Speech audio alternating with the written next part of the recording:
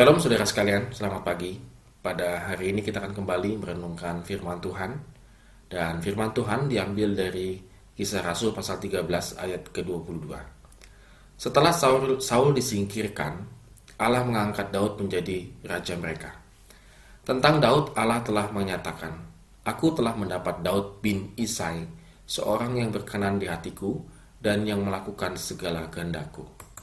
Saudara sekalian, ayat ini cukup menarik karena Daud itu dipilih oleh Tuhan dan dia mendapatkan tanda petik privilege, hak istimewa di dalam hatinya Tuhan. Mengapa bisa demikian?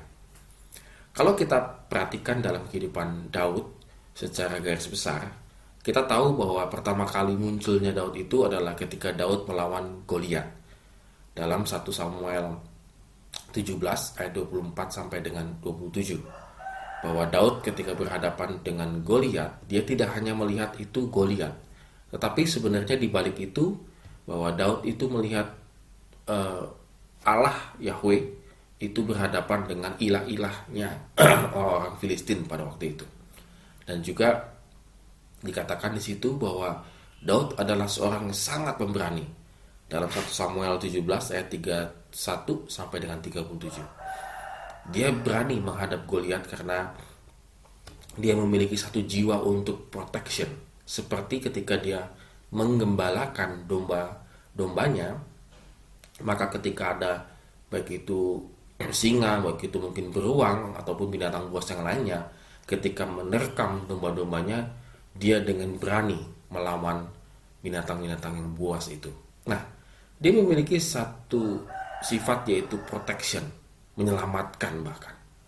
Dia menyelamatkan bangsa Israel pada waktu itu. Yang kedua, saudara sekalian, ketika Daud tampil sebagai hero begitu, tentunya kita tahu Raja Saul sangat benci. Dia nggak suka sekali Daud menjadi hero, sementara dia menjadi tanda petik raja biasa-biasa saja begitu.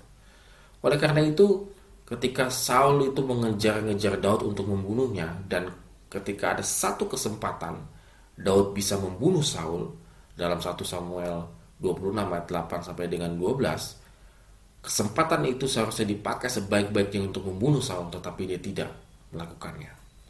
Mengapa? Karena dia berpikir bahwa nanti akan ada balasan daripada Tuhan, sehingga dia tidak membunuh Saul pada waktu itu. Dari sini kita bisa melihat bagaimana Daud memiliki satu niatan mengasihi juga. Artinya Daud sungguh-sungguh tidak mau memakai satu kesempatan untuk berbuat jahat. Namun saudara sekalian, namanya juga Daud, toh akhirnya dia jatuh ke dalam dosa perzinahan dengan Batsheba. Dan ketika waktu dia melakukan dosa perzinahan itu, dalam 2 Samuel 11 ayat 1 sampai dengan 2 dan juga ayat yang ke-27, ketika dia melakukan dosa tersebut, maka datanglah seorang yang bernama Nathan, bukan siapa-siapa, sahabat dia, teman dekat dia. Nathan menegur keras atas perbuatan dosa-dosanya Daud. 2 Samuel 12 ayat 7 sampai dengan 9. Tetapi Daud kembali lagi menunjukkan satu sikap yang sangat rendah hati, yaitu dia memohon ampun dan dia menerima konsekuensinya. Saudara, kalau kita sekilas dari sini, dari cerita Daud ini, maka sebenarnya Daud ini bukan satu tokoh yang boleh dibilang satu tokoh yang satu tokoh yang sangat sempurna. Enggak. Dia mengalami ketakutan, dia juga mengalami dosa yang luar biasa, bahkan mengakibatkan sampai ke keluarganya yang berantakan dan seterusnya begitu ya.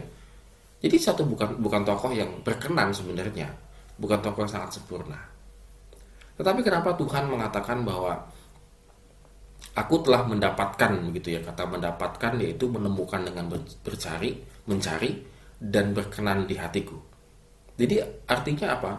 Bahwa Tuhan itu tidak salah pilih terhadap Daud. Dia sudah mencari, dia sudah men-search, dan inilah yang paling tepat, yaitu Daud. Dan berkenan di hatiku, karena dia melakukan segala kehendakku.